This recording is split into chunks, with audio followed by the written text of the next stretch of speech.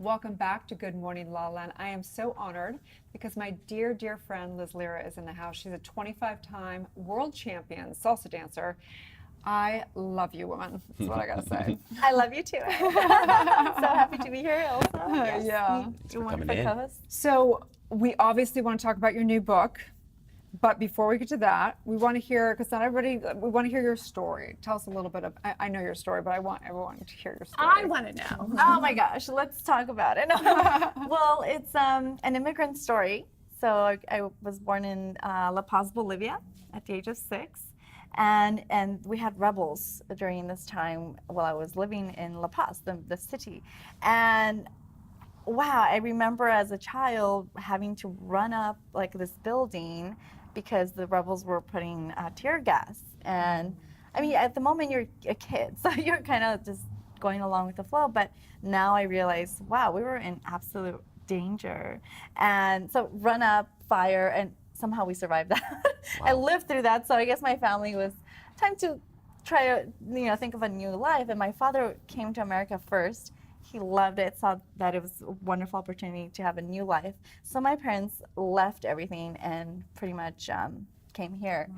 And I'm so grateful for that. Thanks, Mom and Dad. Because, it's like they sacrificed for my brother and I to have a better life. And I never take that for granted. So I'm sharing that with you because it's part of like that root that always keeps me humble and always keeps me kind to others, to understand that, a life I could have been living and what could have happened, maybe I wouldn't even be alive, right? So and to be here and even be here sitting with you guys. So then you come to America, and where was your journey into dance? Did you know as a little girl you wanted to be a dancer? What that look like? No, I didn't. I actually hated PE and wanted to do something than wear a big t-shirt and shorts and be out in dirt and the sun. I guess you can say I'm a girly girl.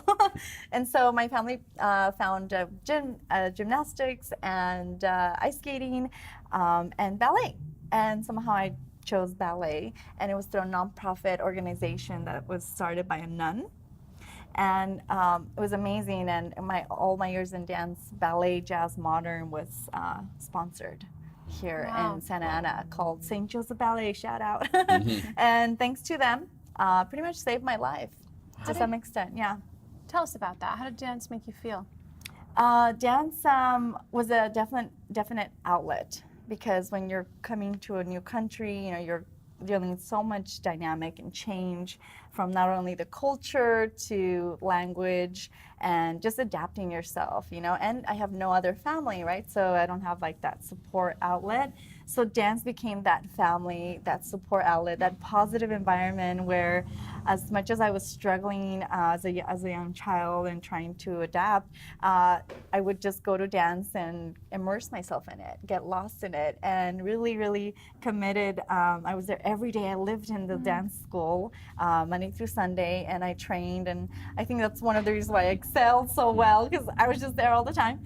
And I would do homework there, and it just made me so happy. It really fulfilled me, and it really just saved my life. Wow. So beautiful. That's beautiful. And so your book, it's called The Life-Changing Power of Dance. And I couldn't agree more. So when I moved to Los Angeles, it was actually when my son was a senior in high school and I was finishing my doctorate. And I don't really drink, rarely drink, and dance really was my savior in this town, because I would be in school till 10. I'd put my shoes in my range and I would just go out alone, solo, salsa dancing, because I'd get my workout. The community was incredible. And I found so many spiritual principles as parallel in dance. So tell us about the life-changing power of dance, and what is the book about? Well, a big part of it is the idea of women finding femininity through dance. So it got inspired by realizing where we're at in the world right now, and how the dynamics are changing in men and women and relationships. And I just found the courage, because of my girlfriends struggling to date, struggling to find solid relationships, and more importantly, meeting people. I didn't know that was such a kind of struggle. And so I said, I gotta write about this, because, well, at least through dance, and share to people that if you dance, you're actually gonna find yourself and maintain yourself like that femininity. Because I am an independent, strong woman, and I completely agree with that.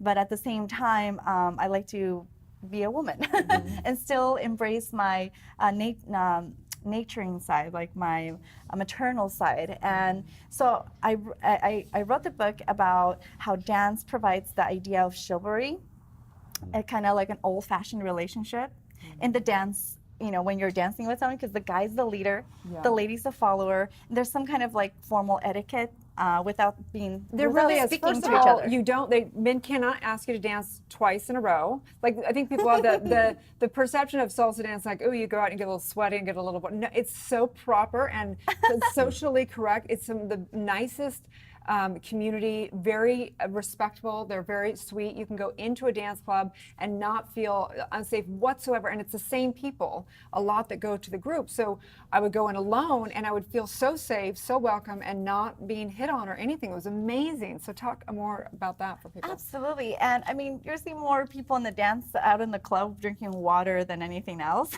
I mean, they'll have a drink or so, but it's not where you're just drinking constantly throughout the night. And I also love that the men have that graciousness. They ask you to dance, and you dance, and then they, you know, walk you to, you know, their next destination. But everybody really gets along, and there's this connection that happens on the dance floor with a stranger. That's so beautiful.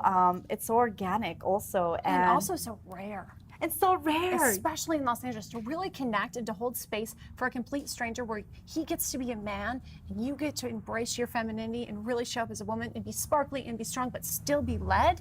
That's a rare experience. Yes, and one thing that I really love about dance is that it really provides a platform for all walks of life and all cultures to be together in one room or setting and have a great time. And it doesn't matter where you come from, what you do, and as long as you love to dance and you have the right attitude in the community, you're welcome. We embrace you. We love you. And for women, one of the other major parts of my book is that I want women to embrace their femininity more, but especially the women that maybe don't have that opportunity or that platform, right? They're focused, they're working, and they just don't have a place to be a woman, to dress up, wear a dress, wear the heels, maybe even be treated like a lady. We're so busy trying to be a boss that we forget that we can be a lady. Yes, exactly. And then the third part of this is finding balance.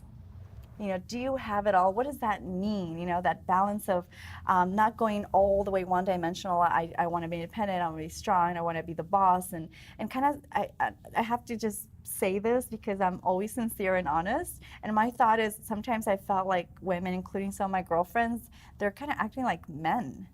And I'm like, what's going on here? Because you're not a man. Let a man be a man, and you can be strong and all that, but don't start being like a man. And actually, the Latin culture is very good at having roles. And whether that it works for all of us or not, probably not. But it is a good display, and I found that spiritual principle in that the masculine, whether it be just inside of you or your partner, whatever that is, leads. And the more firm and the more they know and with clarity and conviction where they're going, the more the feminine is able to let loose and just enjoy. And that's what I love about salsa, is it really teaches the masculine and feminine, but even just within ourselves, that part that knows what we want, but also gets to have fun and just gets to relax and enjoy the process. It's so cool to see the transformation of women who are boss and who have really powerful positions in the work life.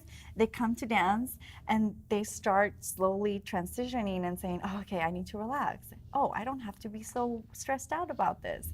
Oh, I need to let go and I can be free. Oh, I can be led. Oh, how wonderful this is. Yay. You know, they have like that sense of transformation as well that I'm sure plays a little bit into the work life. Right.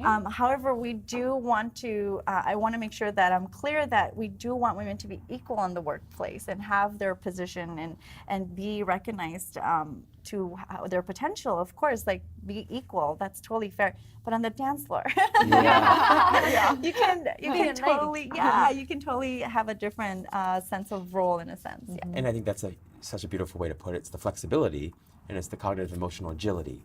So I work with professionals, and executives, and one of the challenges is what they do at home is the exact same thing they'll do at work, and vice versa. Wow. And so you want to be a little bit more agile, and a little more flexible in your thinking, and your feeling, and your approaches in both your personal and your professional life. So I hear that's what you're saying. It's beautiful. true, right? Awesome. And dating, geez Louise, like, I've had girlfriends that have gone on this online stuff, and I'm thinking, wow.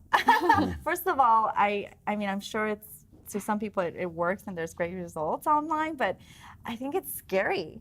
I mean, personally, that's just my opinion. So I feel like when you're in a platform like dance, you have a professional setting, you have a business-oriented dance studio, and you have professionals, and you have this more community sense of people. So when you walk in, sure, you might not know people. At least it's like safe. It's safe. It's a safe environment. It circles all the way back to what we were talking about at the top of the show, right? Is being able to really be committed, even if you're just letting that be just for 3 minutes of a song, right? And not being afraid to let people in, and not protecting yourself, just being open in that and allowing whatever to happen to happen, right? Yes. Yep. So tell us also about where people can obviously find you, but also dance. Like in Los Angeles, you can go on websites and there's a different place every single night of the We're week. so lucky. Everywhere, right? We're So, absolutely and the cool lucky. thing is the community has around the globe, you can go to different conferences.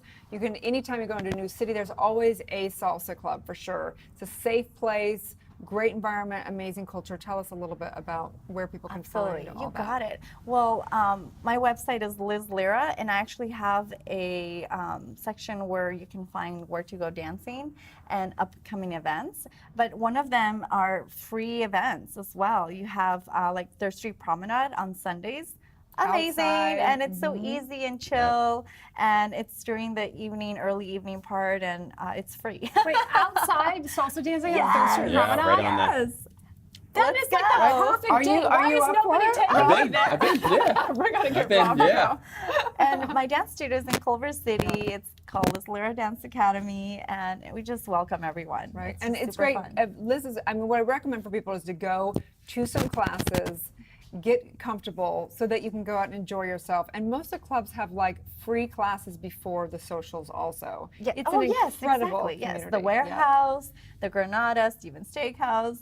I'm like, shout out all of them. Yeah, I that's mean, right. but as Erin said, there's really any city, put in your zip code, put salsa dancing, a lot of wonderful things are Right. gonna pop And you up. can take classes with you that are beginner, intermediate, and advanced. You can also do team performance. Yes. And then also lady styling. Any other classes that you do? Well, Afro-Cuban, so we do all kinds of Latin dance, zouk. I mean, zouk, who would have thought? I've never heard of I don't even know, but I like it.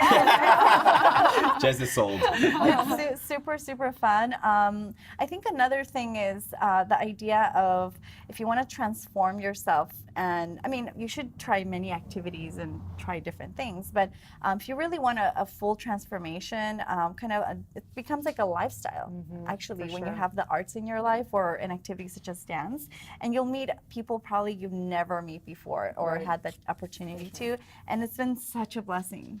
So I invite you guys to dance.